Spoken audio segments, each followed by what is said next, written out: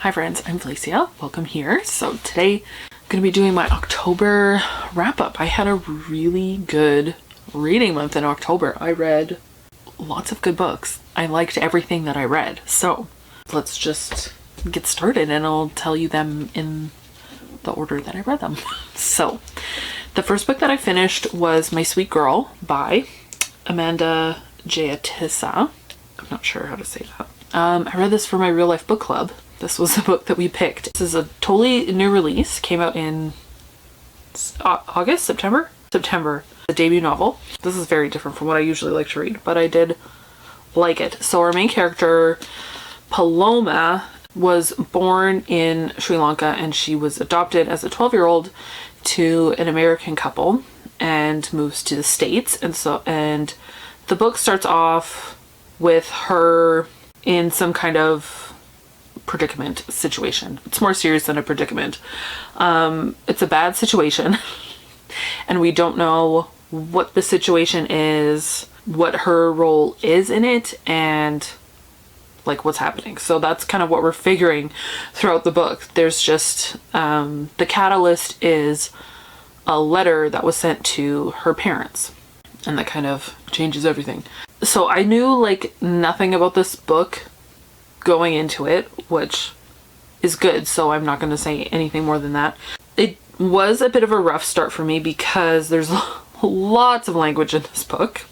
Like some pages were multiple F-bombs, just so much language. And like I watch British TV, okay? So like I don't use language, but I'm accustomed to it, and it was still like so much that I would have not finished reading it if it wasn't for my book club.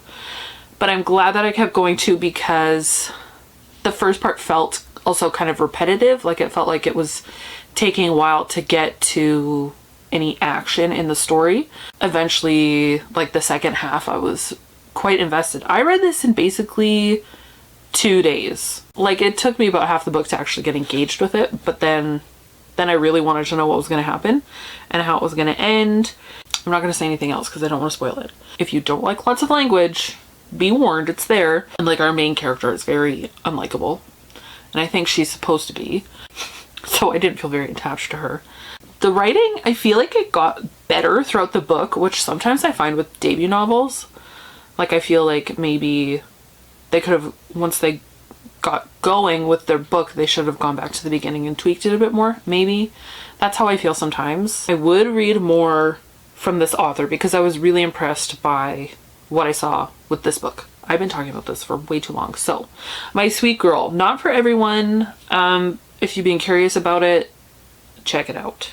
It's a quick read at least. So yeah, that. Okay, I'm done talking about it now. Wow, that was way too long. Okay. The next book that I finished was The Well of Ascension by Brandon Sanderson. Book 2 in the Mistborn series. I really liked it. This one took me a few months to get through. I feel like I started reading it and then I kind of went into like a slump. Like I wasn't, not a slump, but like I wasn't really in the mood for sitting down and reading books. And like this is a large book. So it took me a long time to get through it because I was only reading like maybe 10 pages at a time. But then towards the end, I kind of got my groove back, obviously, because I've been reading a lot of books lately in October. But yeah, so I really enjoyed this. I thought this was a great second book. And I am just so curious about how things are going to go down in The Hero of Ages because, wow, the end, like, Brandon Sanderson, like, I have so far with this series, I have no idea where things are going. Like he just does things that completely surprise me and I'm like, what's happening? I have no idea what's gonna happen next. Where's this going? I don't know. So I'm just totally along for the ride. I can't wait to read the next one. I would like to finish it by the end of this year so I can finish the series this year. So I have about a month and a half to do that. I should probably start it soon. It's been a while since I've sat down and filmed a video, so I feel a little bit rusty, but that's okay, you're used to that. The next book that I finished, you already saw, 1984 by George Orwell. And this is a very classic dystopian, and I personally love dystopian books. I don't know what that says about me. And this is the first time that I've read this book, and I listened to the audiobook. It was narrated by Simon Preble. I think it's his name. It's like Pebble with an R, so yeah, Preble. I actually didn't know a lot about this book going into it. Like, obviously I knew like the general plot, but I didn't know a lot of plot points, if that makes sense. Like, you know, when something's really classic, you kind of know all of the beats and the major things that happen. And I just knew kind of the premise, and I didn't know anything about the characters or like specific events that happen in the book. I really enjoyed it. Classic for a reason. We'll definitely read this again in the future. I listened to the audiobook. I didn't even read this copy, but there's something about the formatting inside that I don't like. Like, the margins are so small. I hate that. That's literally my gripe with this book. But yeah, I really liked it, so that was good. Okay, moving on. The next book that I finished was Dear Paris by the Paris Letters Collection by Janice MacLeod. If you've been around for a while, you will know that I love Janice MacLeod. This is her third book. This is kind of how I became familiar with her. So, when did she start this? In 2012. Yeah, 2012. She started this subscription project. She is Canadian and she was living in the States. And then she decided she was going to move to Paris. And then while there, I don't remember how long she lived there before she started this project, but she started basically a monthly subscription to her Paris letters. And so she would send a letter every month from Paris. So kind of the topics are usually kind of about Paris. She's talking about things that she's seen, like experiences that she's had while living in Paris and how it's different from like normal life, and you know, slowing down and observing things.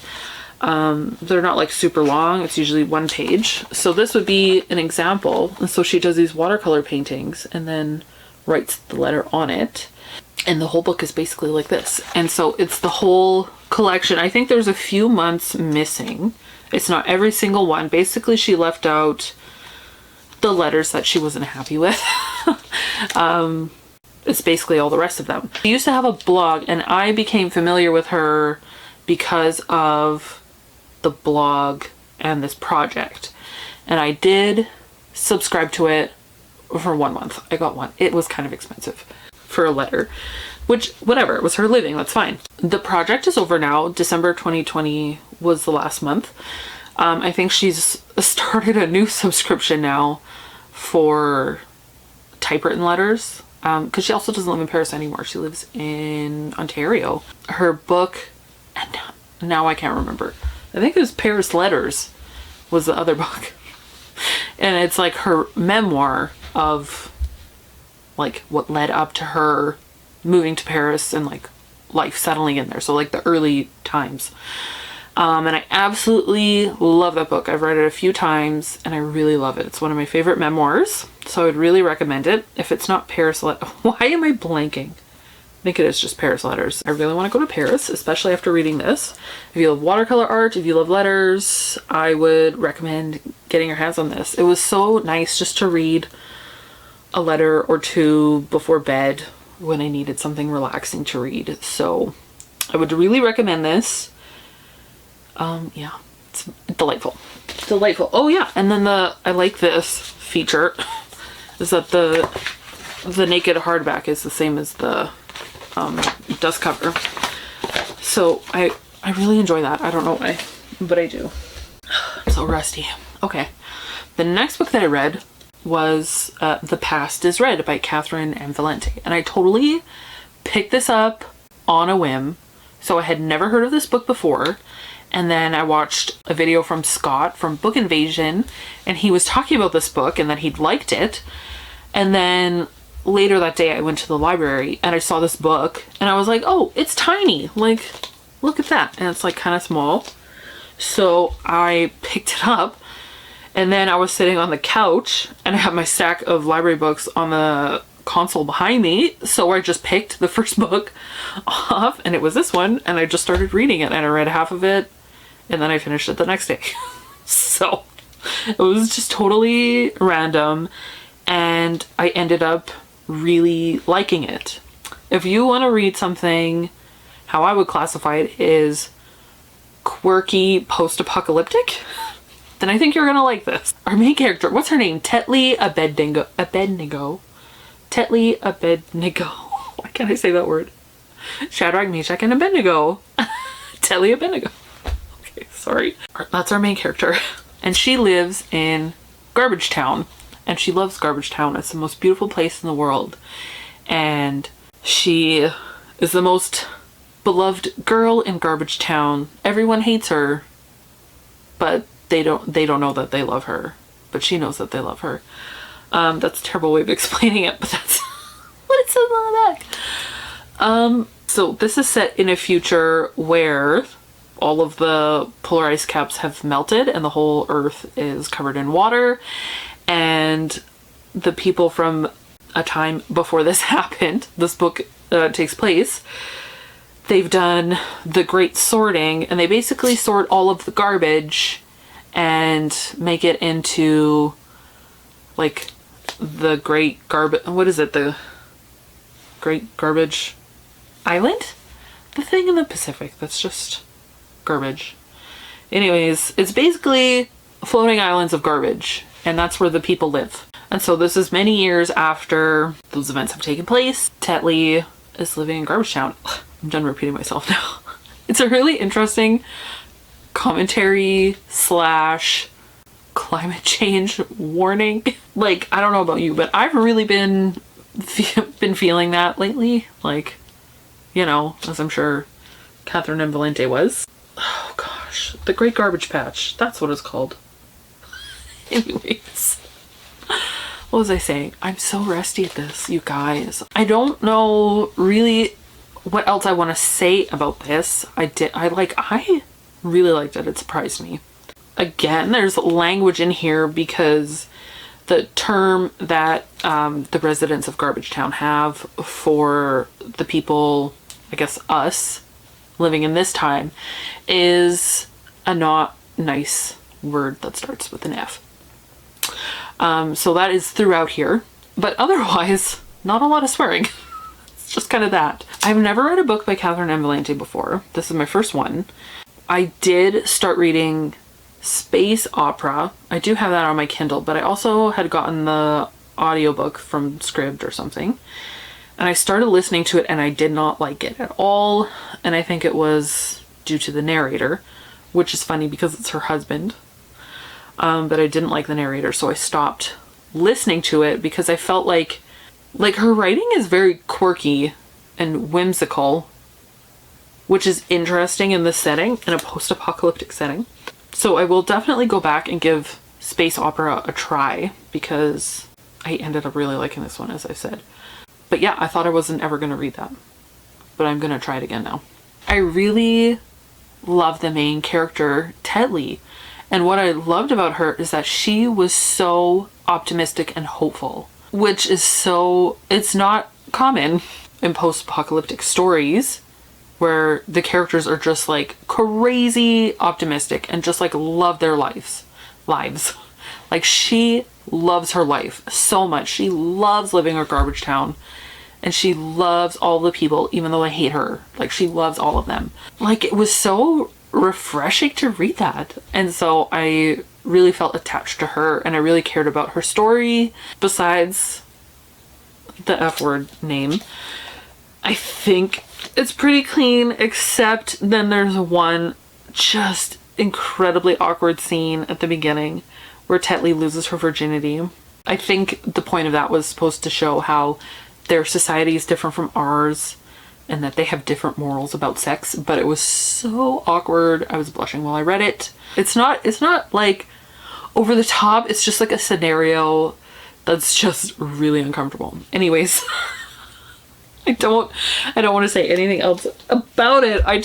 Besides that, I really like this book a lot. When you get to that part, there's important information that happens during that part. There's like a couple pages you could skip. that have the most details. Okay, anyways, wow. Is that what I will have wanted to have said about this book? The last book that I read in October, The Lola Quartet by Emily St. John Mandel. Now I have read all of her currently published books, and now I'm eagerly awaiting her, in her words, deranged pandemic book. That's coming out next year, Sea of Tranquility. Can't wait. I can't remember what order. This might be, no. Is this her first book? I can't remember. But anyways, so like all of her books besides Station 11 are like kind of mystery thrillers, which is interesting. And I'm usually not into that. I mean, I'm getting more into it, I guess. But I just love her writing so much that I'll just read anything that she writes because I just love her writing so much. Like, I didn't know anything going into this. Like, I read the back too, and I just didn't retain it. So I didn't know. Oh, my brain is really bad today. So basically, our main character, Gavin, he's mostly the main character. The story, it starts with him living in New York. He's a journalist, and he's going through some rough times in his relationship. His fiance has just left him. So that's kind of where we start. Through certain events, he ends up going back to his hometown and finds out that he might be a father to a 10-year-old girl. The girl has the same last name as his high school girlfriend that mysteriously disappeared right after graduation. And the girl looks like Gavin's sister. And his sister is the person who happens upon this little girl. And so that kind of starts Gavin's life on a tailspin. So then we're following Gavin trying to figure out the mystery of what happened to his girlfriend Anna, and like, is this his daughter? We're kind of going back and forth from there with kind of where the events happen before she goes missing and what leads up to it. And we're reading from the perspective of Gavin and Anna and their other friends. The Lola Quartet is the name of a jazz quartet that Gavin was in high school. And one of the members was also his girlfriend's sister. And then there were two other guys. And so we read from all of their perspectives in the past of kind of what happened leading up to Anna's disappearance and after. And then we also follow them in the present and like how they're dealing with that situation. Now, if you want to read a good mystery, I would recommend it. And the thing that's amazing is about her writing, what I find, is that even though I don't like these characters, like there's nothing in them that I feel drawn to them, I still feel drawn to them because they're so well developed. And the story is so interesting, and just like her writing is so good. As I keep saying, I just can't get over it. Like every time I read one of her books, I keep thinking to myself, how is this writing so good? That's how I feel about it. So, I mean, I would absolutely recommend all of her books. Definitely give them a try if you haven't read them. But yeah, very different from Station 11. And I know there are some people that don't like Station 11, but maybe they might like some of her other books. I don't know. But yeah, so these are the books that I read in October. Whoa! That's what you get for having mass market paperback in between two large hardcovers. Let me know if you've read any of these books, what you thought, if you're gonna pick up any of these books now, if it didn't just turn you off of them altogether because the way that I explain things and like want to give content warnings is just horrible. I just like to know about those things. I can still enjoy a book even if it has some content that I don't like, because it's about the writing and the characters and the story for me, right? So as long as it's not horrific content, I can still read it, right? So, but I would like to have a heads up too going into it. So I want you guys to have a heads up too. Oh my gosh. Maybe other people understand this too. Like, I don't want you to think that I think this book is perfect and then you go into it and you're like, wow, Felicia likes that kind of content. No, I don't. I just, I still liked the book, even though I didn't like that specific content. Does that make sense? Please let me know. I hope that you have a really good day. I'm gonna go make supper soon, I think. It's been snowing all day and it's dark now, so Time for something warm to eat, I think. My tea has long gone cold. Also, I'm drinking a Christmas blend. Santa's Secret by David's Tea. It's my favorite. Look at my cup that I got from Winners. Home is where my cat is. So cute. And then there's like little cats in there. And there's a ball of yarn on the bottom. Can you see it? Yeah. Look at that. Adorable. I got this at Winners. Thank you for watching this rambly video. Please still be my friend. I hope that you have a really good day. I hope that you're enjoying what you're reading. And until next time, so long and thanks for all the fish.